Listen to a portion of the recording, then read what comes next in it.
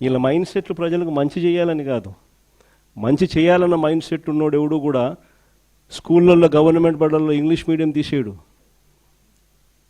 మంచి mind set ఎవడన్నా ఉన్నోడు ఎవడు కూడా 8వ తరగతి పిల్లలకు ట్యాబులు ఇచ్చే కార్యక్రమం ఆపేయడు. మంచి మైండ్ సెట్ ఉన్నోడు ఎవడైనా కూడా నాడు నేడు పనులు ఆపేయడు.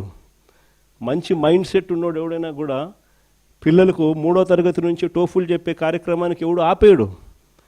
3వ తరగతి నుంచి సబ్జెక్ట్ టీచర్లు పెట్టి పిల్లలకు మంచిగా చదివించాలి, గొప్పగా చదివించాలన్న ఆలోచనను తీసేయడు. వీళ్ళ మైండ్ సెట్ సరిగ్గా లేదు కాబట్టి ఇవన్నీ కూడా ఆగిపోయాయి. వీళ్ళ మైండ్ సెట్ సరిగ్గా లేదు కాబట్టి రైతులకి ఈరోజు ఏ ఒక్కరికి కూడా గిట్టుబాటు ధరలు రాని పరిస్థితి. వీళ్ళ మైండ్ సెట్ సరిగ్గా లేదు కాబట్టి ఈరోజు రైతులకు ఉచిత పంటల బీమా లేకపోయినా కూడా కనీసం ఇవ్వకుండా ఎగరగొడుతూ పట్టించుకోకుండా వదిలేసిన పరిస్థితులు. రైతులకు పెట్టుబడి సహాయం అందడం లేదు, ఏ పంటకు గిట్టుబాటు ధర రావడం లేదు, ఉచిత పంటల బీమా ఎగరగొట్టేశాడు, ఇన్పుట్ సబ్సిడీ ఇవ్వాల్సింది ఇవ్వడంలా. అయినా ఏమాత్రం కూడా చీమ కొట్టినట్టు కూడా లేదు. పేదలకు ఉచితంగా వైద్యం అందడం లేదు. ఆరోగ్యశ్రీ గాలికి ఎగిరిపోయింది. నెట్వర్క్ హాస్పిటల్ మేము చెయ్యము వైద్యము పేదవాడికి అని చెప్పి బోర్డులు తిప్పేస్తున్నారు. 3,150 కోట్ల రూపాయలు వాళ్ళకు బాకీలు ఉన్నాయి, అయినా పట్టించుకునే పరిస్థితి లేదు. ఎందుకంటే వీళ్ళ మైండ్ సెట్ పేదవానికి మంచి చేయడం కోసం కాదు, ఆడవాళ్ళకు మంచి చేయాలని కాదు. చివరికి అక్క చెల్లెమ్మలకు 0 వడ్డీ కూడా ఎగరగొట్టిన ఏకైక నాయకుడు ఎవడన్నా ఉన్నాడు అని అంటే ఇక చంద్రబాబు నాయుడు. సూపర్ 6, సూపర్ 7 కదా దేవుడు ఎరుగు. మన ప్రభుత్వంలో ఇస్తా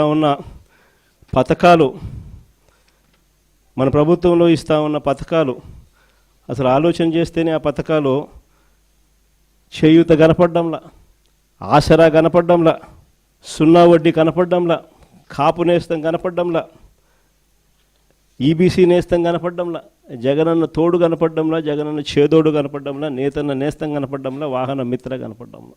ఇల్లు కూడా సైతం మనం చివరికి 31 లక్ష ఇళ్ల పట్టాలు ఇచ్చి 21 లక్ష ఇళ్ళు శాంక్షన్ చేయించి 10 లక్షల ఇళ్ళు పూర్తి చేసి మిగిలిన ఇళ్ళన్నీ కూడా వివిధ దశల్లో తీసుకొని వచ్చి వేగంగా నడుపుతా ఉన్న ఇల్లు కూడా కన్స్ట్రక్షన్ కూడా ఆగిపోయిన పరిస్థితి. వీళ్ళకి ఎవ్వరికీ కూడా పాలన మీద ధ్యాసలా, కేవలం దోచుకో పంచుకో తినుకో. అందుకనే ఈ వ్యవస్థ అంతా ఇట్లా తయారైపోయింది. ఈరోజు వైఎస్ఆర్ కాంగ్రెస్ పార్టీకి సంబంధించిన ప్రతి కార్యకర్త కూడా ప్రజలకు తోడుగా నిలబడుతూ అడుగులు ముందుకు వేయాల్సిన సమయం వచ్చింది. అడుగులు ముందుకు వేయమని చెప్పి మనందరినీ కూడా గట్టిగా కోరుతా ఉన్నాం. చూస్తా 2 ఏళ్ళు అయిపోయింది. 3వ బడ్జెట్ ప్రవేశపెట్టాడు. ఇక బడ్జెట్ ప్రవేశపెట్టాల్సినవి కూడా ఇక 2 బడ్జెట్లు.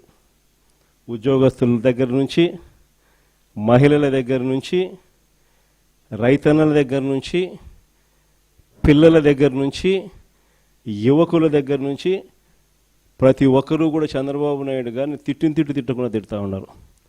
ఇక 2 ఏళ్ళకే చూస్తా ఇంకా మరో 2 ఏళ్ళు అయిపోతుంది. ఆ తర్వాత ఎలక్షన్ ఇయర్, మధ్యలో 1.5 సంవత్సరం నా పాదయాత్ర కూడా ఎలాగో సాగుతుంది. కాబట్టి వీళ్ళు చేసే రెడ్ బుక్ రాజ్యాంగమైనా, వీళ్ళు చేసే అరాచకాలైనా, వీళ్ళు చేసే హెరాస్మెంట్ అయినా కూడా ఇవన్నీ కూడా ఇక కొద్ది రోజులే అన్నది ప్రతి ఒక్కరం కూడా గుర్తుపెట్టుకోండి. ఇక్కడ కూడా మన పార్టీ హెడ్ ఆఫీస్లో లీగల్ సెల్ అన్నది చాలా స్ట్రాంగ్గా తయారు చేసాం. ప్రతి ఒక్కరికి కూడా పార్టీ అండగా ఉండే కార్యక్రమం అందరికీ కూడా హెడ్ ఆఫీస్లో ఆదేశాలు ఇచ్చి ఉన్నాము. ప్రతి ఒక్కరికి ఎక్కడ ఎవరికి ఏ ఇబ్బంది వచ్చినా కూడా సొంత కుటుంబ సభ్యులకి ఇబ్బంది వచ్చినట్టుగానే పట్టించుకుని వాళ్ళకు తోడుగా నిలబడే కార్యక్రమం పార్టీ అన్ని దశల్లోనూ చేస్తుంది. ఇక్కడ హెడ్ ఆఫీస్ నుంచి మనోరన్న, ఈ లీగల్ సెల్ వీళ్ళంతా కూడా అందుబాటులో ఉన్నారు. శివ కూడా రేపొద్దున నేను చెప్తా ఉన్నా, పిల్లోడు, యువకుడు, ఉత్సాహవంతుడు, అన్ని రకాలుగా తోడుగా ఉండే కార్యక్రమాలు చేస్తూ ఉన్నాడు. పార్టీకి తను గట్టిగా నిలబడతా ఉన్నాడు. తనను కూడా రాబోయే రోజుల్లో దేవుడు ఆశీర్వదిస్తే ఇంకా పై స్థానంలో కూడా తీసుకుంటారు. అందరూ కూడా తోడుగా ఉంటారు. జిల్లాలో శివ దగ్గర నుంచి నియోజకవర్గంలో రవి వరకు కూడా ప్రతి ఒక్కరూ కూడా మీకు అండగా ఉండే కార్యక్రమాలు ఉంటాం. ప్రతి ఒక్కరూ కూడా సవ్యసాచుల మాదిరి, కథన రంగంలో సవ్యసాచుల మాదిరి గట్టిగా పోరాడండి. నెక్స్ట్ జగన్ 2.0లో అందరికన్నా పెద్ద పీట వేసేది కార్యకర్తలకే అని మాత్రం మరొక్కసారి చెప్తాను.